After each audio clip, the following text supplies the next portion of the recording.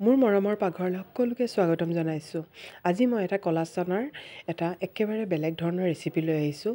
আমাৰ কেতিয়াবা ঘৰত বিলাহী নাথাকে বা পিঁয়াজ নাথাকে, তেতিয়া আমি গ্ৰেভিটো কিদৰে বনাম, মই তাৰ কাৰণে এটা মিক্সিং বল লৈছোঁ আৰু ইয়াত কেঁচা জলকীয়া, আদা আৰু বইল চানা কেইটামান কৰিলোঁ। চানাখিনি মই আচলতে বইল কৰি লৈছিলোঁ। বইল চানাকেইটা আধা অলপ লৈছোঁ, লৈ পেলাই মই এইখিনি গ্ৰাইণ্ড কৰি ল'লোঁ। এতিয়া মই কেৰাহীখন পাতিছোঁ।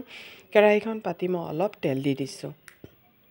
আৰু এই গ্ৰেভিটো আমি কিদৰে বনাওঁ বা চানাটো কিদৰে ডাঠকৈ এটা গ্ৰেভি বনাম, সেইকাৰণে মই এই ভিডিঅ'টো আপোনালোকলৈ আগবঢ়ালোঁ। আৰু তাৰ কাৰণে মই মিঠাতেলত অলপ মই হিং দিছোঁ আৰু পিঁয়াজ দি দিছোঁ। পিঁয়াজো দেখিছেনে, মই একেবাৰে অলপ ব্যৱহাৰ কৰিছোঁ।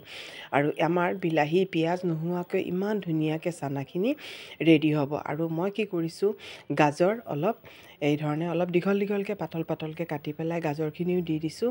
তেতিয়াও চানাত খুব ভাল লাগে খাবলৈ। আৰু গাজৰখিনি মই এই ধৰণে অলপ ভালকৈ প্ৰথমতে জুইৰ ফ্লেমটো অলপ হাই কৰি গাজৰখিনি মই কৰি ল'ম, ভাজি কৰি ল'ম। আৰু লগতে অলপ নিমখো দি দিম, যাতে এইখিনি অলপ সোনকালে সিজি যায়। কাৰণ যিহেতু আমাৰ চানাখিনি বইলে আছে আৰু চানাখিনি হওঁতেতো সময় নালাগিব, তো গাজৰখিনি অলপ ইয়াতে সিজাই ল'লে ভাল হ'ব।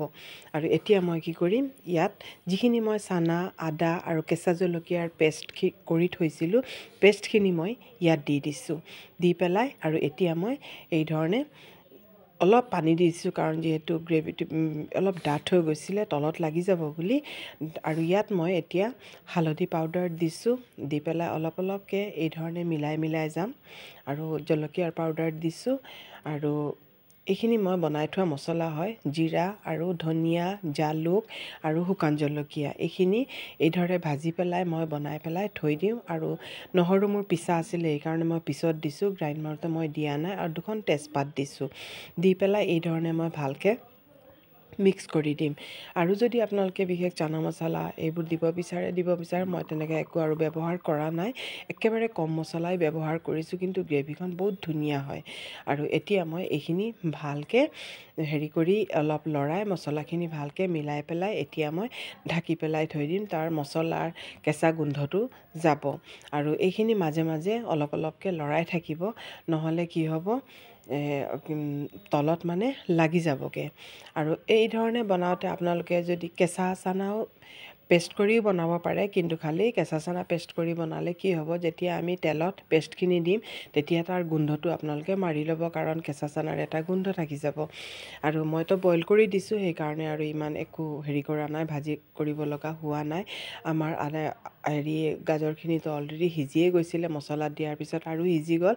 আৰু যেতিয়া গ্ৰেভিখিনি অলপ হৈ আহিছে, তেতিয়া মই অলপ দি দিছোঁ, চানাখিনি বইল কৰা চানাখিনি মই দি দিছোঁ। দি পেলাই মোৰ লাগিছে অলপ ডাঠ হৈ গৈছে, সেইকাৰণে মই অলপ পানী দিছোঁ। দি পেলাই মই অলপ দেৰি উতলাম, কাৰণ মছলাৰ বা নিমখ গোটেইখিনি চানাত সোমাব লাগে। এইখিনি মই ভালকৈ অলপ উতলাম। আৰু চাবচোন ইমান ধুনীয়া হয়, ৰুটিৰ লগত বা চিম্পুল পোলাওৰ লগত খাবলৈ খুব ভাল হয়।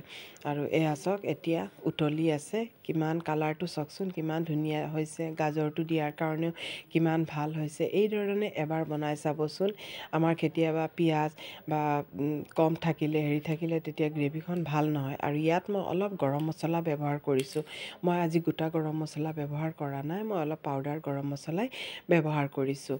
আৰু এতিয়া এইখিনি গৰম মছলা দি পেলাই মই গেছটো বন্ধ কৰি পেলাই থৈ দিম। বেছি দেৰি গৰম মছলা দি উতলালে তাৰ ফ্লেভাৰটো গুচি যাব। এতিয়া গেছটো বন্ধ কৰি থৈ দিছোঁ। তাৰপিছত চাওকচোন কিমান ধুনীয়া হৈছে।